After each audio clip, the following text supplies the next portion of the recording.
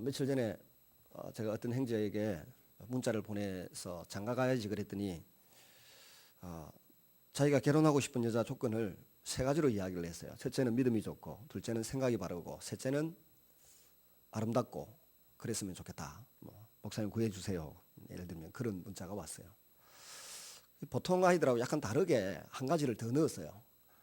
보통 믿음이 좋고 이쁜 여자 뭐 이렇게 말하든지 아니면 그냥 이쁜 여자 뭐 이렇게 나오는데 가운데 생각이 바르고 그 말이 참 이채롭게 여겨졌어요.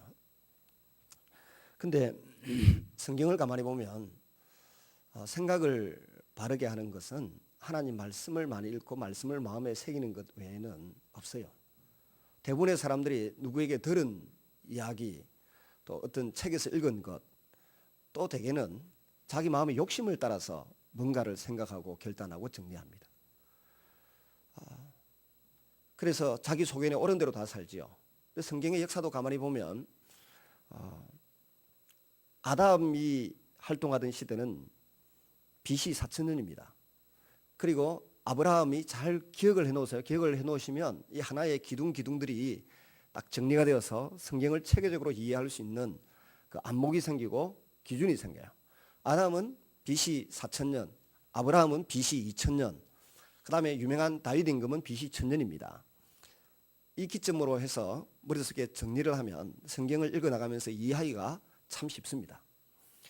근데 그 중에 이제 2000년, 1000년 이 중간에 BC 1446년에 이스라엘 백성들이 애굽에서 탈출을 했고 BC 1400년경에 40년을 헤매고 다녔으니까 가나안 땅을 분배를 해 주었습니다. 정확하게는 우리 보수 진영의 교회들이 이해하기로는 BC 1399년에 12지파가 땅을 전부 분배해서 받았습니다.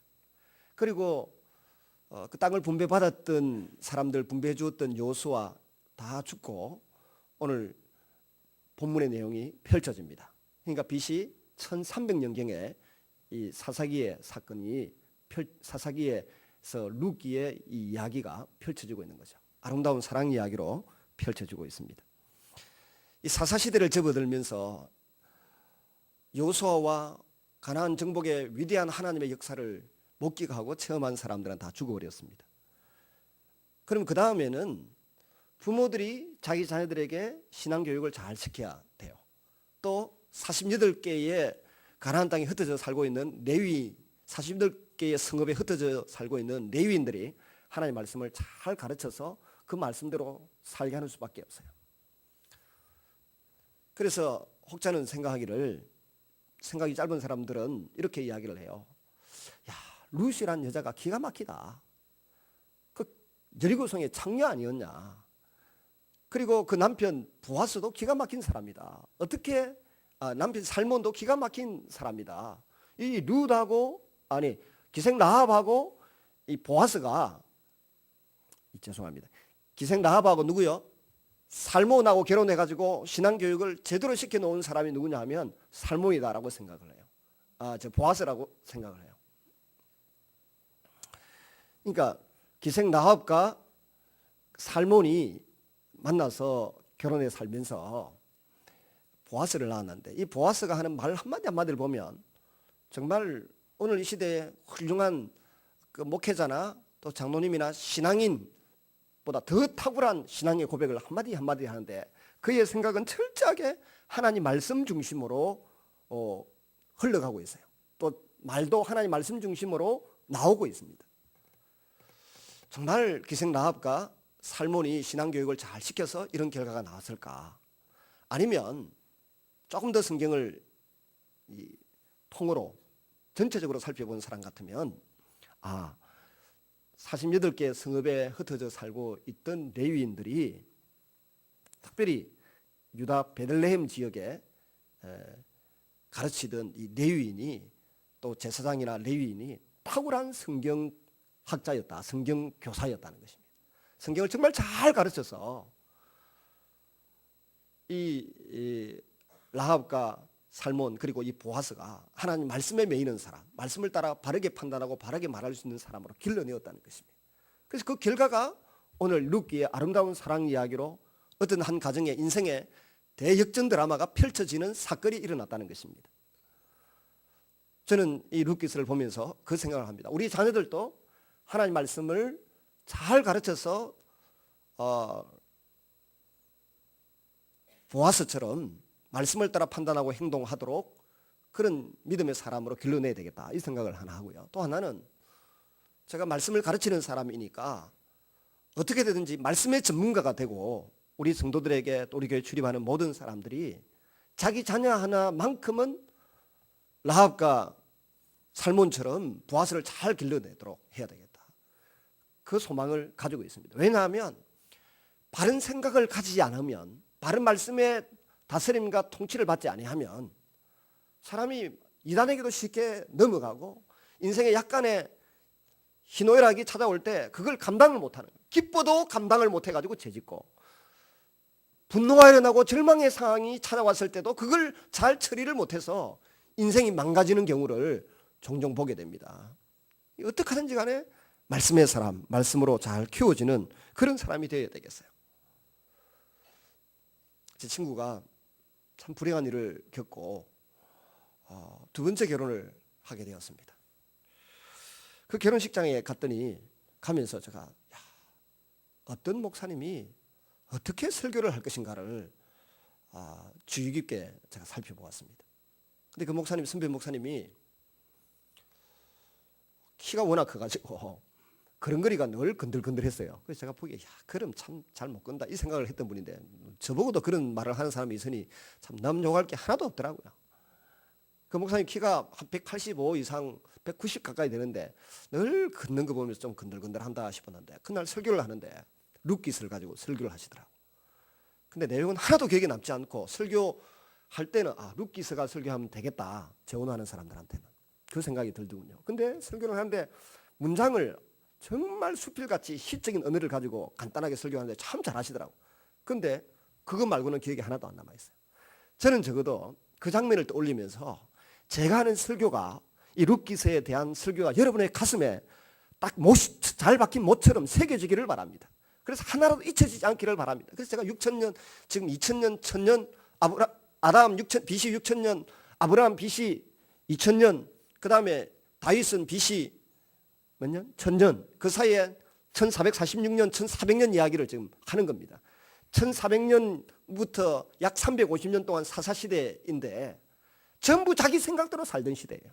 자기 마음 가는 대로 형편을 따라 움직이던 시대인데 그 시대에 말씀의 지배를 받았던 한 인물이 있었다고 하는 것 자체가 참 중요한 거예요.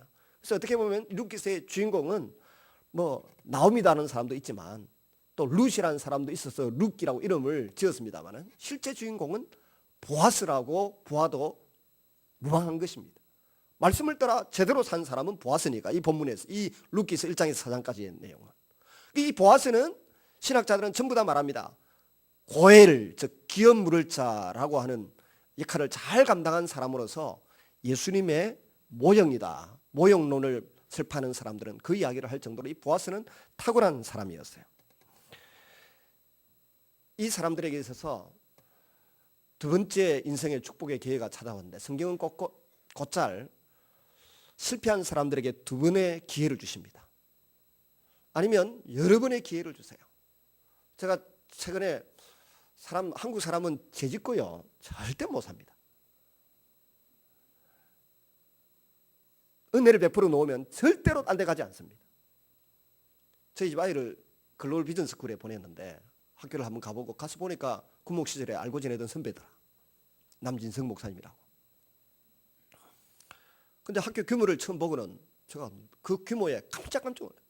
군목 소령을 달고 제대를 했는데 그 음성에 가보니까 학생들이 900명, 그 당시에 900명이라고 들었는데 600명 있고요. 미국에서 온 사람, 군에서 나온 사람 약 100명의 교직원이 미국식 학제를 가지고 교육을 하더라고. 제가 병원 가서 우리 아이 보고 그거 가라니까 안 간다 하더라고. 그러더니 가라 해서 보냈는데 보낼 때는 이제 문경으로 갔는데 문경 시장이 찾아가서 그 학교를 세워달라고 부탁을 내가 싹싹 빌어가지고 세웠어요. 강주에도 누가 찾아와서 강주에도 세워줬어요. 창원도 지금 임마누엘계 이종선 목사님 그 찾아가서 그런 학교를 여기 또 하나 더 세워달라고 지금 날 빌고 사정을 하는데 그 돈만 가지고 되는 게 아닙니다 하고 그거 설교도 하고 가셨어요. 근데 그리고 우리 아이를 이제 만날 때 저를 만날 때마다 일가를 만나서 반갑습니다 이렇게 하고 말았어요. 그래서 지난 화요일 날 제가 공부하고 있는 부분 때문에 논문 지도 때문에 대전을 갔는데요. 그 차를 원래 KTX를 사고 가려고 하는데 누가 차를 가지고 가려고 하니까 그 차를 타고 갑시다 해서 차를 탔는데 남진승 목사님이 그 마산 출신이더라고. 말산 출신에다가 그 교회 출신이더라고요. 그리고 그분의 어렸을 때의 삶, 그 다음에 결혼을 누구하고 했고 뭐 이래 이야기를 쭉 하는 들으면서 정말 혼비백산했어요. 아무것도 없는 고아로 자랐다. 고아처럼. 그리고 그 마산 영광침례교회 앞에 교회 앞에 호떡 팔고 살았다는 거예요. 그 호떡 팔아가지고 찐빵 팔아가지고 침례신학대학을 나왔다는 거예요.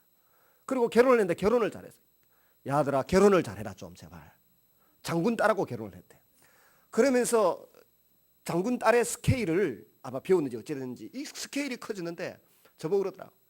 목사님 교회 돈 받아가지고는 이런 큰 일을 못합니다. 600억을 모아서 그 학교를 세웠다는데 기업체 사장들에게 찾아가서 부탁하고 해가지고 얻어서 600억을 빌어서 모은 거야. 그래가 학교 2개를 지금 세워놓은 거예요.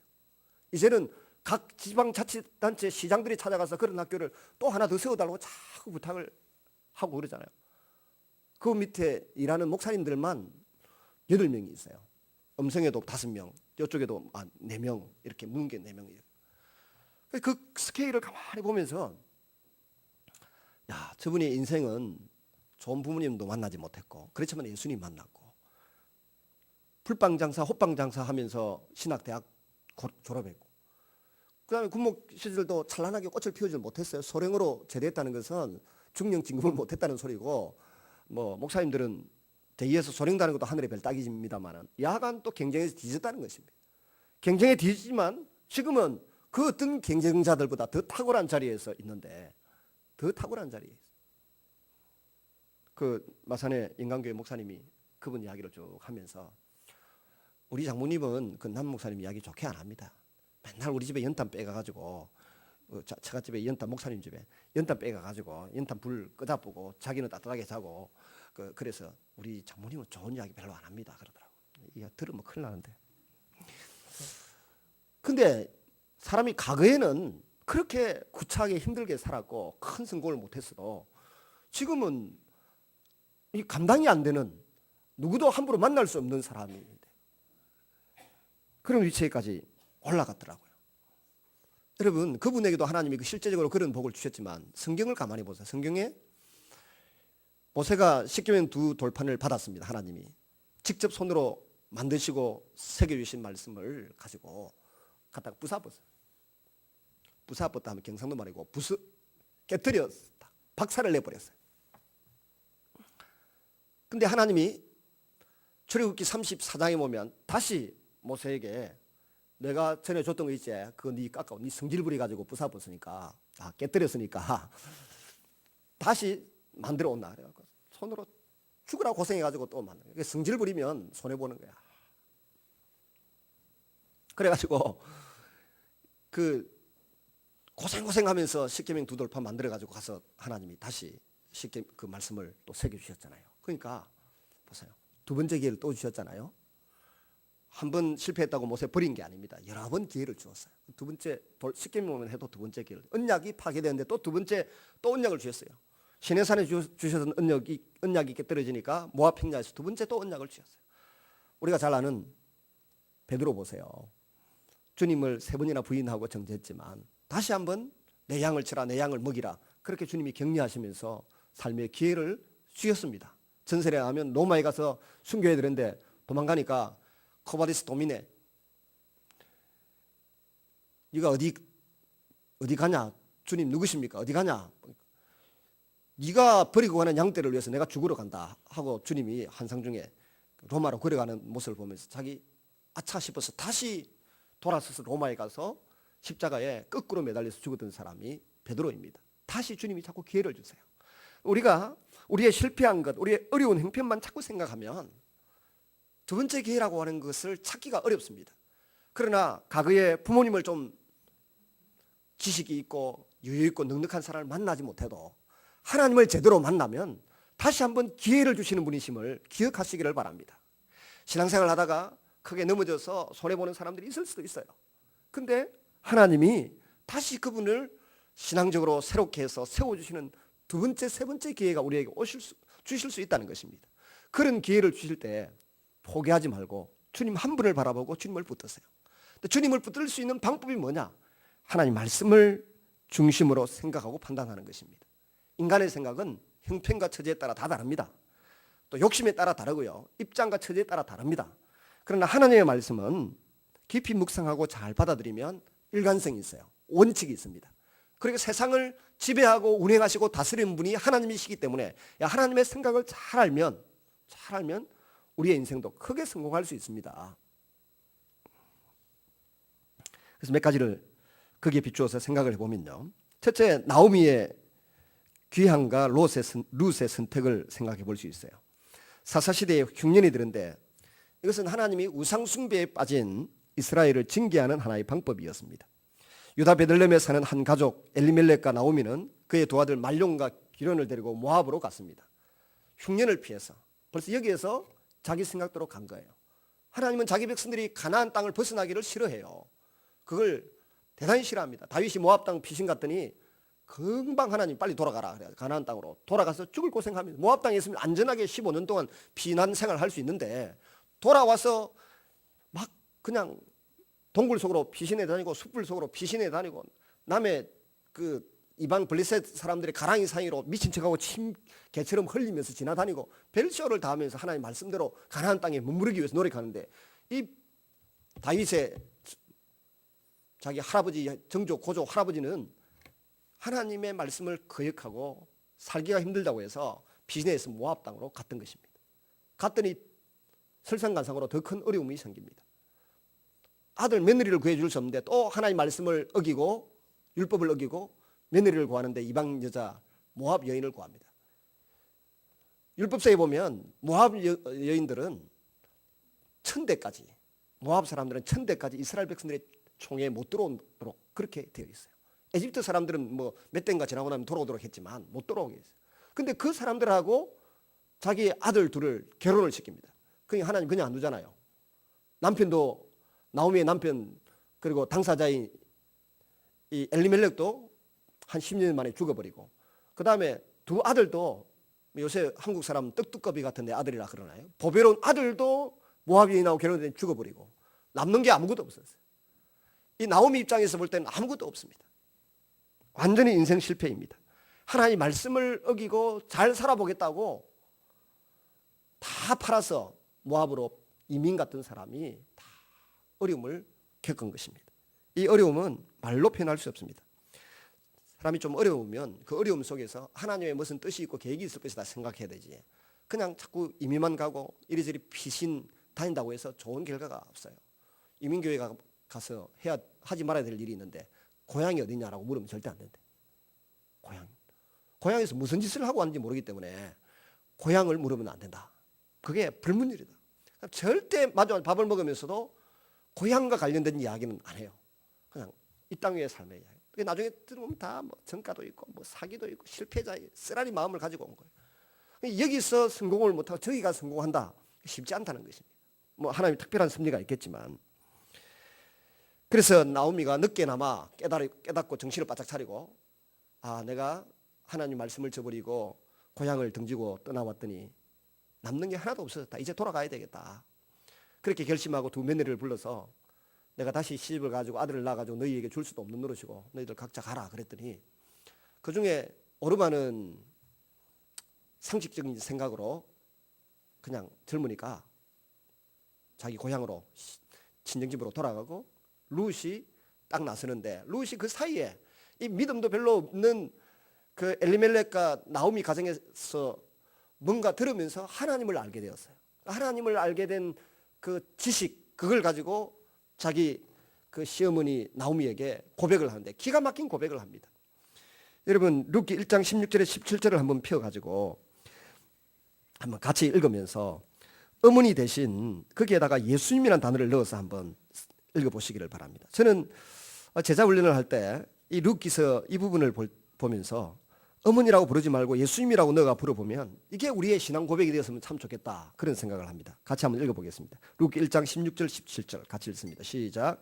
룻이 이르되 내게 예수님을 떠나며 예수님을 따르지 말고 돌아가라 강건하지 마옵소서. 예수님께서 가시는 곳에 나도 가고 예수님께서 머무시는 곳에 나도 머물겠나이다.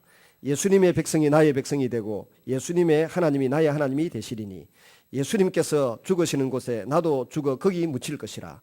만일 내가 죽는 일 외에 어머니를 떠나면 여호와께서 내게 벌을 내리시고 더 내리시기를 원하나이다 하는지라. 그동안 가족에 대해 함께 사는 기간 동안 룻은 시어머니가 섬기는 하나님에 대해서 배우고 믿는 여인이 되었기 때문에 이런 중요한 결단을 가지고서 동행하겠다라고 말하게 된 것입니다. 두 번째는 룻과 보아스의 만남입니다. 나오미와 엘리멜렉은 10년 전에 베들레헴에 흉년이 들었을 때 자신들이 조상대대로 물려받은 경작권을 팔고 그 돈을 챙겨서 모압으로 이민 갔습니다. 이스라엘 사람들은 여호수아 시대에 각 지파별로 땅을 분배받은 이후에 그 땅에서 조상대대로 살고 있었는데 그 땅은 희년 즉 50년을 기준으로 해서 경작권 즉 농사 지을 수 있는 권리만을 사고 팔 수가 있었습니다. 그 땅의 소유권은 사고 팔 수가 없었습니다. 한번 따라하겠습니다. 경작권과 소유권. 이스라엘 율법에 의하면 절대로 소유권은 팔아 넘길 수가 없었어요. 팔 수 있는 것은 경작권만 팔 수 있었어요. 그러니까 경작권을 판다는 말은 50년을 기준으로 해서 50년을 기준으로 해서 앞으로 40년이 지났다. 그러면 10년 동안 농사 지을 수 있는 경작권만 판다는 겁니다. 그걸 팔고 지금 나오미와 엘리멜렉이 말론 기론을 데리고 모압 땅으로 이사를 갔다는 것입니다. 왜냐하면 땅의 모든 주인은 하나님이시고 땅은 이스라엘 각 지파에게 공평하게 영속적인 선물로 주신 것이기 때문에 그렇습니다. 하나님은 사람들이 땅의 소유권을 사고 팔므로써 한 지파의 땅이 다른 지파의 것이 되는 것을 허용하시지 않으셨습니다. 이로써 공동체 내의 빈부의 격차가 늘 자손만대로 고정되는 것을 방지하셨습니다. 그러므로 경작권만 사고 팔 수 있었고 이것마저 희년이 되면 원래의 주인에게로 되돌아가는 것이 원칙입니다.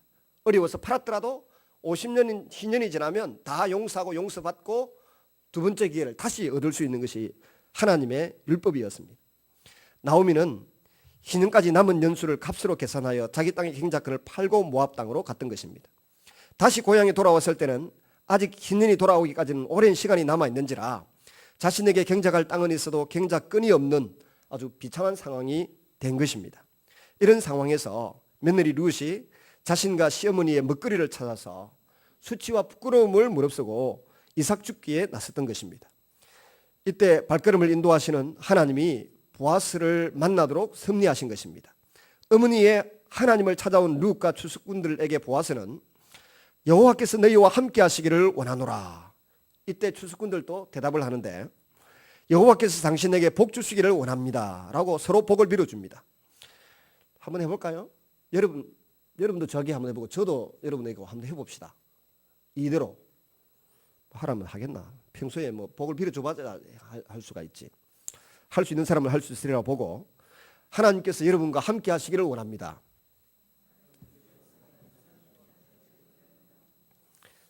잘하시네요. 기대 이상입니다. 야간 하나님의 이름으로 서로를 축복하는 이렇게 아름다운 노사 관계를 우리의 기업들이 꿈꾸고 이룰 수 있기를 바랍니다. 우리의 기도가 그래야 돼요. 노동자들은 기업가를 향해서 그렇게 축복하고 기업가는 노동자들을 향해서 그렇게 축복하는 것이 성경적인 노사 관계이고 상하 관계입니다. 신앙의 암흑기로 법과 질서가 무너진 사사시대에 이런 복된 인사는 또 다른 미담 사례입니다. 보아스는 젊은 미망인 룻이 시어머니를 향한 효성에 관한 소문을 듣고 있던 차에 자신의 밭에서 만나게 되자 하나님의 법을 따라 특별히 배려해 줍니다. 레위기 19장 9절에서 11절에 보면 너희가 너희 땅에서 곡식을 거둘 때 너는 밭 모퉁이까지 다 거두지 말고 내 떨어진 이삭도 줍지 말고 가난한 사람과 거류민을 위하여 버려두라. 레위기의 율법을 기억하고 이 보아스가 그걸 지키는 모습입니다. 레위인들에게 배웠는지 아버지 어머니에게 배웠는지 모르지만 분명한 믿음의 사람. 근데 이 협력하여 이루어질 수 있어야 돼요. 제가 오렌지라고 하는 책을 번역을 해놨었는데 한 발 늦어가지고 다 번역을 하고도 출간을 못하고 다른 사람이 출간을 했어요. 그럴 때 가만히 보니까 뭔가 가난한 사람들을 배려하고 또 주변에 있는 다른 사람들을 배려하는 사람, 그런 사람들에게 하나님이 복을 주시더군요. 자꾸만. 제가 그 책을 번역해서 누구에게 줬는데, 뭣도 모르고 줬는데, 그분이 거기에 감동을 받아 그 뒤에 제게 아주 좋은 평과 함께 좋은 선물들을 자꾸 나눠주더군요. 세상에 공짜는 없습니다. 그리고 어디서 채집고 저희 가면 잘 살 수 있을 것이다, 그거 없어요. 제가 외국에 잠시 나가서 누가 이야기하다 보면 딱 두 다리 건너서 아는 사람이고 그러더라고요. 세 번째까지도 잘 안 가더라고요. 그래서 남의 말도 늘 좋게 해줘야 돼요. 그다음 또 다른 사람 뭐 하는 말을 전달할 때 정말 조심해야 돼. 또 전달하는 사람하고는 사귀지도 말아야 돼. 자, 그러잖아요. 내 마음을 너무 힘들게 하는 말을 전해준 은강사가 와가지고 저한테 목사님 김 장모님이 어디서 목사님 욕을 한참 했다는데 이런 말로 욕했답니다. 그러면 절대 그걸 내기에 넣어주면 안 돼. 아니, 사람이 욕할 수도 있는 거지.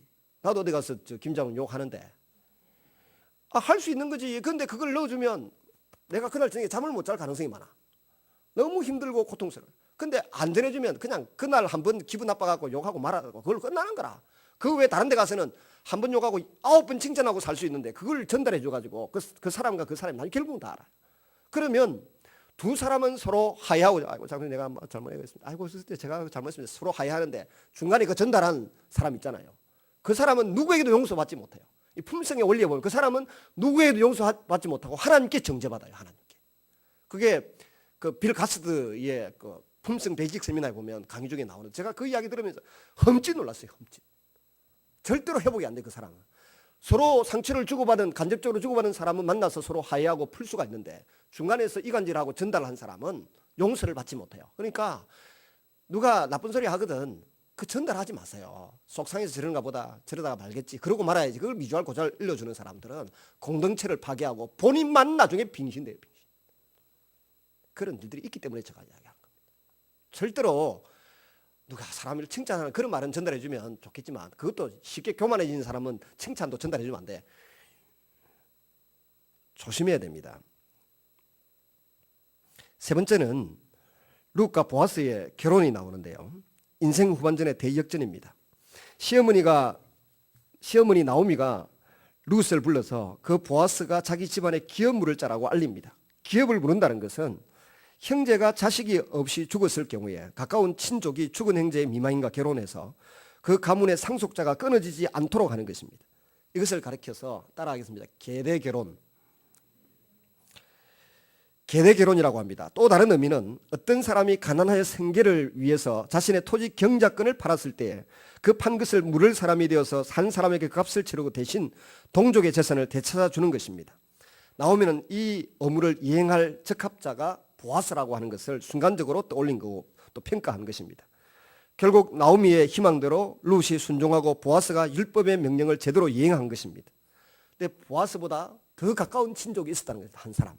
보아스는 그걸 알고 있었어요. 그래서 자기가 젊은 여자 룻을, 그것도 이방 여인이잖아요. 이스라엘 사람들이 볼 때 이국적인 마스크와 몸매와 뭐 매력이 있는 여인이잖아. 호기심이 가고 매력적인 여인인데 취하지 않습니다. 마음을 딱 정리하고 나보다 선 자격을 가진 사람이 있다. 그리고 그 사람 장로들을 오늘 본문에 성문 위에 올라앉아서 장로들을 청하고 그 사람을 불러가지고 이런 일이 있는데 당신이 이 룻을 데리고 살아야 되고 또 대를 잇도록 해줘야 되고 이 경작권을 사서 돌려줘야 된다, 이렇게 이야기를 합니다. 그랬더니 아마 여자에 대해서는, 룻에 대해서는 탐이 났던 모양인데 돈을 좀 들여서 그 집안을 살려주고 경작권 돌려줘야 되고 아이 낳아도 네 아들이 아니고 사실은 그 집 아들이다, 이렇게 말하는 순간 나는 내 재산에 손해가 있을까 봐서 못하겠다, 이렇게 나오잖아요. 이건 자기 생각이에요. 인간의 생각이고 자기 생각이지 하나님 말씀에 순종하는 생각은 아니에요. 그래서 그 사람은 그걸로 이 무명인사는 역사의 어둠 속으로 사라지고 마는 것입니다. 근데 보아스는 자기 재산에 손해가 있다고 할지라도 하나님 말씀에 순종하겠다고 하는 각오를 분명히 피력합니다. 그래서 그대로 순종했더니 이 보아스가 말년에 정말 자기 핏줄의 한 아들을 얻었을 뿐만 아니라 아들이 그 성은 그 말론의 뒤를 따라서 갑니다마는 성경 역사는 말합니다. 그게 보아스의 아들이라고 말합니다. 여러분, 오늘날 수많은 사람들이 자기 욕심, 자기 생각에 사로잡혀서 하나님의 법이나 하나님의 법칙을 놓치는 경우가 많이 있습니다. 그러나 하나님의 법칙, 하나님의 말씀을 따라 좀 뼈를 깎는 고통, 살을 도려내는 아픔을 각오하고 헌신하고 섬기는 자에게는 하나님이 그냥 두지 않더라고요. 놀랍게 세워주시는 것입니다. 그런 은혜를 베풀어 주세요. 말씀을 맺습니다. 결국 나오미의 희망대로 룻의 순종, 보아스의 율법 명령 준수, 이것을 통해서 이 세 사람의 인생 후반전에 감동적인 대역전 드라마가 펼쳐지는 것입니다. 하나님을 사모하고 사랑하는 마음을 가진 사람들에게 하나님의 귀한 선물이 주어졌는데 그것이 오벳이라고 하는 아기이고, 오벳은 이새를 낳았고 이새는 다윗을 낳았습니다. 오벳은 다윗의 할아버지가 됩니다. 보아스는 정조 할아버지가 됩니다. 결론적으로 이 보아스는 자기 소견에 옳은 대로 행하던 암흑기의 시대를 살았습니다. 그러나 그는 시대의 풍조를 따르지 않았습니다. 자신의 모든 생각과 말과 행동을 하나님의 율법을 존중하고 그 말씀대로 했던 사람입니다. 하나님의 역사를 보는 안목을 지닌 라합과 살몬의 신앙교육의 열매가 바로 보아스입니다. 여리고성의 참혹한 파괴 현장에서 하나님의 말씀의 가치를 절실하게 경험한 이 두 부부는 자신의 아들 보아스를 말씀의 사람으로 철저하게 양육했다는 것입니다. 레위인의 도움을 받아가면서 말이죠. 그 신앙교육으로 무장된 보아스와 하나님의 은혜를 사모하는 룻을 하나님은 축복하셨고 사용하셨습니다. 그 현장에서 나오미와 여인들이 드리는 찬양이 얼마나 즐겁게 들립니까? 여름 가뭄에 정말 시원한 생수처럼 들리는 아름다운 찬양, 간정이 쏟아져 나오고 있지 않습니까? 여인들이 14절에 보면 나오미에게 이르되 찬송할지로다 여호와께서 오늘 내게 기업 물을 자가 없게 하지 아니하셨도다. 이 아이의 이름이 이스라엘 중에서 유명하게 되기를 원하노라. 이들이 축복해 주는 대로 오벳이 유명한 사람이 되었습니다. 보아스도 유명해졌습니다. 룻도 유명해졌습니다. 다윗의 예수님의 족보에 들어갔기 때문입니다. 여러분, 11절에 보시면 성문에 있는 백성과 장로들이 축복해 줍니다. 11절 같이 읽겠습니다. 시작. 있는 모든 백성과 장로들이 이르되 우리가 증인이 되나니 여호와께서 내 집에 들어가는 여인으로 이스라엘 집을 세운 라헬과 레아 두 사람과 같게 하시고 내가 에브랄에서 유력하고 베들레헴에서 유명하게 하시기를 원하며 여호와께서 이 젊은 여자로 말미암아 내게 상속자를 주사 내 집이 다말이 유다에게서 낳아준 베레스의 집과 같게 하시기를 원하노라. 인생 후반전의 대역전 드라마가 펼쳐지도록 백성들과 장로들이 축복해주고 기도해 준 대로 이 가정들이 복을 받았습니다. 우리가 추수감사절에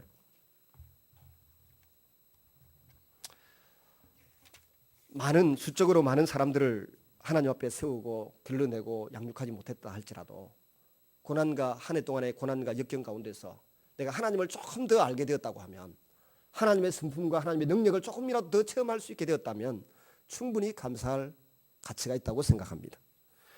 여러분께서 이 급변하는 시대에 사상이 혼탁하고 무엇이 옳은지 그른지 분별하기 어려운 시대에 정말 붙들어야 될 것은 이 성경이 하나님의 말씀이고 이 말씀대로 내가 생각하고 판단하고 행동하고 말하고 살면 내 영혼이 잘 되고 범사가 잘 되고 강건하게 될 줄로 믿으시기를 바랍니다. 내 자녀들도 그 어떤 교육보다도 바른 생각, 바른 마음 품고 사는 그런 사위, 그런 며느리, 그런 내 아들, 딸이 되도록 또 들어오도록 기도하는 그런 사람들이 될 수 있기를 바랍니다. 안철수 씨가 대통령으로 출마하면서 플랜을 짜고 안철수 생각이라고 하는 것을 끄집어내었습니다. 그리고 그 생각에 지지하는 사람들이 국민의 50% 가까이 육박하게 되었어요. 그런데 그 50% 가까이 육박하게 되었는데 전문가들이 보면서 철없이 순진하기만 하다 이런 표현도 하고 별소리 다 합니다만 누가 옳고 그런지 이건 모릅니다. 그러나 중요한 것은 한 사람의 생각에 지지하는 사람이 그렇게 많다는 것입니다. 그러나 성경만큼 지금 인류 역사 예를 들어 6,000년 가운데 성경이 기록된 1,400년경 전후를 해서 성경만큼 사람들의 손에 많이 들려지고 읽혀지고 암송되고 외워지고 또 검증된 결과를 낳은 성공 사례가 어디에 있습니까? 우리나라에 말합니다. 공자가 죽어야 이 나라가 산다, 이런 말이 나옵니다. 공자가 죽어야 이 나라가 산다. 공자의 생애를 보면 비참하기 짝이 없습니다. 근데 그 비참하기 짝이 없는 삶을 살면서 써낸 논어 어쩌고 저쩌고 하는 책들을 가지고서 중국 역사를 이끌어 왔다가 실패했습니다. 그래서 공산주의가 들어가 또 공산주의가 실패했습니다. 그래서 다시 요새 뭐 경제가 어쩌고 저쩌고 일어서 불고 애를 쓰는데요. 여러분, 그러나 성경은 들어가는 곳마다 사람을 살려내고 그 나라를 부강하게 만들고 가정을 살렸고 우리의 삶을 좌로우로 흔들리지 않도록 곧게 바르게 세워주었습니다. 모든 사람의 삶. 그래서 그 어떤 것보다 말씀의 가치를 최우선으로 두고 말씀을 배우고 익히고 자녀들에게 가르치고 암송하게 하고 또 생각하게 해서 늘 기쁨이 넘치고 감사가 넘치는 그런 삶을 사는 성도님들이 되시기를 주의 이름으로 축원합니다.